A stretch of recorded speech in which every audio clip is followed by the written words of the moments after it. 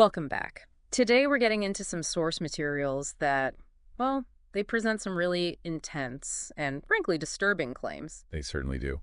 We're looking at a narrative that weaves together alleged intelligence agency actions, the supposed origins of certain occult groups, claims about psychological warfare. And even accusations of serious criminal activity. Things like child abuse, political blackmail. It's quite a web. Exactly. So our mission today is to try and unpack these claims, pull out the most significant details, and really help you understand the narrative these specific sources are presenting. We're focusing strictly on what the sources allege. And I think what's really fascinating, or maybe unnerving, is how these different threads supposedly intersect. The materials suggest a whole methodology, allegedly, for controlling populations, destabilizing things. Right. So we want to understand that interconnectedness as it's laid out in these documents. Precisely, how it all supposedly fits together. Okay, let's dive in then. The material starts with a pretty bold assertion that intelligence agencies didn't just, infiltrate certain satanic groups, but might have actually played a role in creating them. The narrative points to a resurgence starting around 1966. Yeah, with the Church of Satan, founded by Anton LaVey. And the sources give some background on LaVey, studied criminology, apparently worked in the SFPD crime lab. Right, and was supposedly an informant for Interpol, too. Before the Church of Satan, he had another group, didn't he? Yeah, the Magic Circle, that's what the sources call it. Okay. And this is where it starts getting really tangled, according to these claims. LaVey's most famous associate. The sources named National Security Agency General Michael Aquino. Aquino. And at the time he was linked with the Church of Satan, his background was, well, Army intelligence. Yeah, an Army specialist in intelligence and psychological warfare. And by 1973, the material says he was the executive officer of the 306th Psychological Operations Battalion. And that timing is important, right? Because that's concurrent with him founding his own group, the Church of Set. Exactly. So you have this figure supposedly deep in military psychops, also right at the center of these occult groups forming. And not just a member, but a thinker, a strategist, according to these sources. They mention his writing. From Scop to Mind War, The Psychology of Victory. Yeah. And his thesis, as presented, it's pretty stark. What is it, basically? The idea that you could subdue enemy populations just by inflicting psychological terror, creating this feeling of, imminent destruction. Wow, okay. And how? Did the sources detail the proposed methods? They do. They claim Aquino looked into using psychotronic weapons or electromagnetic weapons, things designed to influence the mind directly. So not bombs and bullets, but signals. Pretty much. The claim is you could get populations to capitulate without firing a shot using extremely low-frequency signals, ELF signals. ELF signals, and how would those be delivered? Supposedly piggybacked onto everyday things, radio, TV broadcasts, maybe microwave communications. The idea was to subtly influence thoughts, feelings of whole populations. So the battlefield shifts entirely to the mind. Psychological terror as the main weapon for control. That's the implication in these texts. It's a huge and, unsettling claim. The sources mention Aquino was close with LaVey through the 60s until he split off to start the Church of Set. Right. And there was some kind of official report mentioning the Church of Set. Yeah, a police intelligence report dated July 1st, 1981. It states the Church of Set was operating nationally, hundreds of members, Aquino as the official head. Ruling through a council, wasn't A it? council of 9, his lieutenants. And here's a key detail from the sources. At least 2 members of that council were allegedly members of Army intelligence. Okay, so the alleged military intelligence connection persists within his own group. That's the picture painted. And then it gets even darker. In the late 1980s, the sources claim the San Francisco Police Department accused Aquino of being involved in a satanic child molestation ring.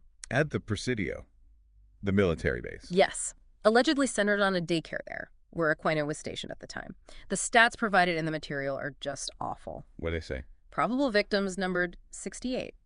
Many, according to the sources, contracted venereal diseases. Oh my God.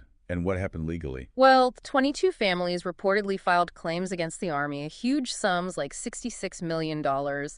But the sources allege that any criminal charges against Aquino himself were dropped. Dropped. Why? The claim is due to Army pressure from within the military. That's a serious accusation. It is. And the sources add more controversial details about Aquino, like him admitting to renting a specific German castle. Which one? The one where the Nazi SS were formed. and supposedly reenacting some secret ceremony there with other intelligence officers all dressed in full Nazi regalia. That's quite an image. Yeah. And despite all these allegations, The sources present him as maintaining significant influence, claiming he was the highest-ranking officer in the National Security Agency, along with Generals Black and Hayden.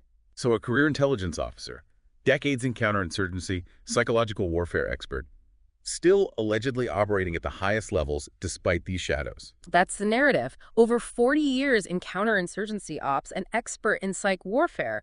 That's consistently emphasized. So if we try to connect this back to the bigger strategy mentioned, the psychological warfare campaign. Right. The claim is that starting or infiltrating these cults, these closed systems, wasn't random. It was part of a concerted effort. To do what, exactly? Control people. Control large numbers of people, yes, and destabilize constitutional legal authority, not just in the U.S., but other nations too.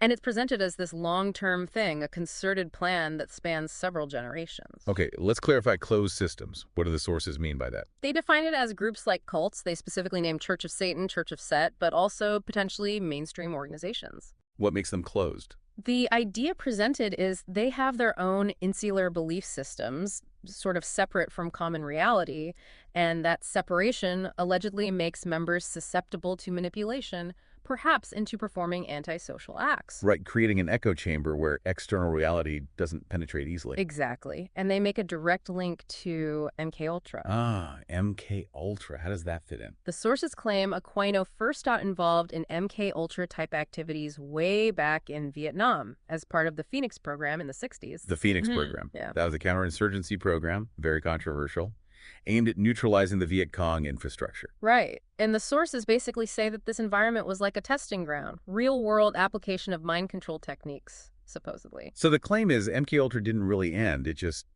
evolved, moved out of the lab. That's what's suggested. The sources state, and I'm quoting loosely here, that ongoing MKUltra operations are functioning as a counterinsurgency and infiltration operation aimed at destabilizing the United States and other industrialized nations. Wow. And they list other groups allegedly used for this, by Aquino or his associates. Yes, they list other cults claimed to be used to continue these operations outside of the laboratory. Which naturally brings us to some other really grim historical events mentioned in these sources, like Jonestown. Jonestown, yeah.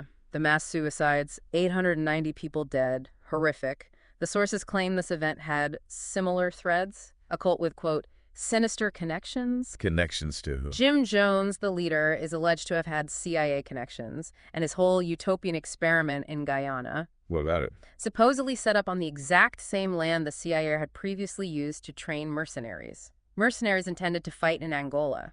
That's a specific and pointed detail. Yeah. And the sources name someone behind the scenes. They do.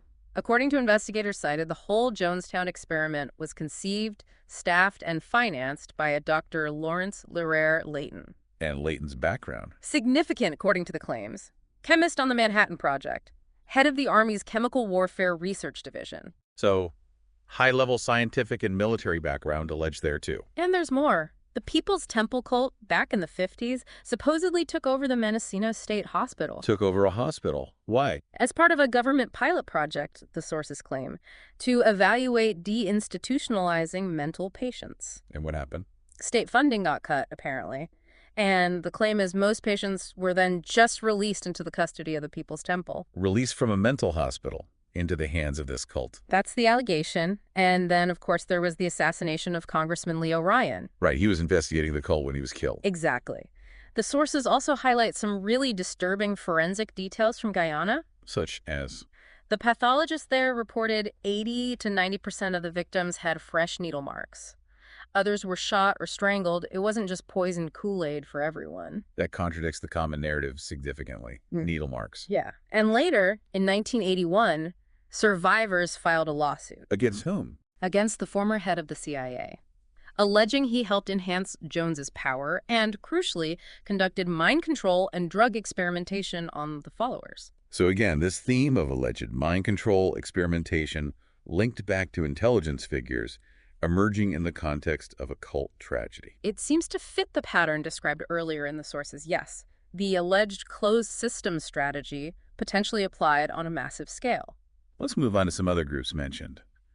The Manson family. Linked in the sources to something called the Process Church, which, according to Utah authorities cited, later moved to southern Utah and renamed itself the Foundation. Okay, and the focus there is on A specific internal memo from 1990, written by a church authority named Glenn L. Pace. The allegations in it are, well, extremely grim. what kind of allegation? Ritual abuse, human sacrifice. Human sacrifice within this group. That's what Pace claimed in the memo. He wrote he'd met with 60 victims of ritual abuse. He estimated the total number was probably 2 or 3 times that. And who were these victims? Mostly female, 53 female, 7 male, 8 children, all reportedly members of the Mormon Church. And 45 of them alleged they had witnessed or even participated in human sacrifice. Participated. That's hard to comprehend. And mostly abused by relatives, according to the memo. The psychological fallout described is immense. All developed issues like multiple personality disorder, or what we now call dissociative identity disorder. The sources go into the victims' memories. Yes. Pace described these layers of memory they reportedly uncovered, starting with incest, then seeing people harmed or killed, then remembering seeing babies killed. This is incredibly disturbing. It gets worse, then realizing their own participation, and finally, the most painful layer, allegedly remembering sacrificing their own baby. Sacrificing their own baby. That's the claim detailed in Pace's memo, as presented in our sources. He noted most victims coming forward were in their 20s and 30s, but he saw the numbers geometrically expanding in younger generations. He expressed absolute horror. And this ties into another researcher mentioned, Mangala. Dr. Joseph Mangala, yes. The sources mention his related finding, that trauma bonding and mind control are allegedly most effective when the victim is forced to kill someone they love, often a twin. Forcing them to kill someone they love as a method of control. That's profoundly dark. It paints an incredibly disturbing picture of the alleged methods, which brings us to yet another dark chapter presented in these sources, the Franklin conspiracy. Okay, what was the Franklin conspiracy according to this material? Described as a sexual blackmail operation mixed with savings and loan fraud. Started in Omaha, Nebraska, early 80s. And who was central to this? A figure named Larry King, described in the sources with a jarring detail as a 300-pound pedophile. And his alleged role. Operating a national child prostitution network. Catering, the sources claim, to wealthy patrons and Republican Party insiders. A politically connected figure, then. Very much so, according to these claims. One of the fastest rising stars in the Republican Party. He apparently sang the national anthem at the Republican conventions in '84 and '88. So prominent. How did the alleged fraud and blackmail work? The financial part. King and Associates supposedly defrauded Franklin's savings and loan of $40 million. Big money. And the blackmail? Allegedly used children, including residents from Boys Town, to secretly videotape powerful people, men and women, engaging in sex acts with minors. Videotaping them. Where did this supposedly happen? During fundraising parties for the Republican Party, the sources allege, certain individuals would stay late for after parties, drugs, sex with minors, all allegedly recorded. And how does this connect back to the earlier themes, like MKUltra? The sources make an explicit connection. They claim that an early goal of MKUltra was specifically to use sexual blackmail operations targeting political figures. Why? To ensure continued funding, to guarantee support from legislators by holding this kind of compromising material over them. So blackmail is a tool for political control and securing funding for clandestine operations. That's the alleged link. Exactly. And the outcomes for the victims involved in the Franklin case. What do the sources say happened to them? Truly tragic, according to the claims. Victims who testified allegedly spoke of King and his associates performing satanic rituals, even human sacrifices. Again, with ritual abuse claim. Yes. And many of the child victims who came forward, the sources claim they were later murdered or imprisoned. Murdered or imprisoned. That's the allegation. The most prominent and vocal victim, it's claimed, was held in solitary confinement longer than anyone else in Nebraska's history. And Larry King himself. What happened to him? Served just 2 years for the fraud part. And then, according to the sources, was promptly employed by his good friend, the editor of an Omaha newspaper. 2 years for $40 million fraud and all those other allegations, and then gets a job from a newspaper editor friend. The picture painted is one of impunity, where power and connections allegedly protected those involved. It really does round out this disturbing narrative presented in the sources. Operations alleged across different domains: occult, military intelligence, political blackmail. Yeah, so we've covered a huge amount of ground today. Just recapping. Alleged government infiltration, creation even, of occult groups, advanced psychological ops claims. Disturbing accounts linking cults to mass suicides, child exploitation, and then these political blackmail allegations with really dark undercurrents. These sources definitely present a complex and often, like you said, chilling narrative about the alleged use of these closed systems, covert methods to influence society. Indeed. What stands out is that consistent thread running through the material, this idea of an alleged long-term, multifaceted strategy of manipulation and control. It really does raise a significant question for you, the listener. Which is? How do these narratives, the ones presented in these specific sources, how do they challenge or maybe reinforce your own understanding of power, of secrecy, the way information flows in our world, even if you set aside the specifics we discussed today? That's certainly a lot to think about as you continue to navigate the just vast landscape of information out there. Maybe keep these complex ideas, these challenging narratives somewhere in the back of your mind. Worth considering. Until next time, keep digging.